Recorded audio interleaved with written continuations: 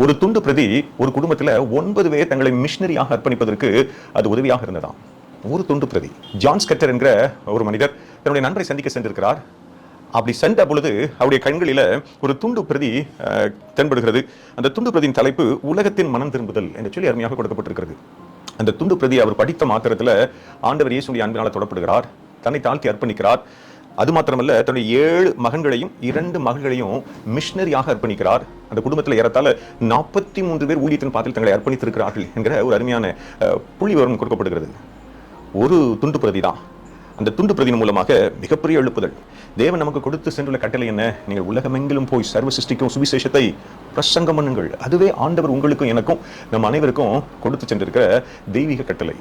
எனக்கு அன்பான தேவஜனமே, ஆனால் துண்டு பிரதிகளை கொடுக்கும் பொழுது நீங்களும் நானும் அந்த துண்டு பிரதிகளை வைத்து ஜெபித்து யாருக்கு கொடுக்க போகிறோம் என்பதற்காகவும் ஜெபித்து நம்ம காரியங்களை முன்னெடுக்க அழைக்கப்படுகிறோம். அப்படி செய்வோமே ஆனால் அது உங்களுக்கும் எனக்கும் நமக்கு ஒரு மிகுந்த ஆசீர்வாதமாக இருக்கும்.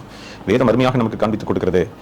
உன் ஆகாரத்தை தண்ணீர் மேல் போடு, அநேக நாட்களுக்கு பின்பு அதன் பலனை காண்பாய்.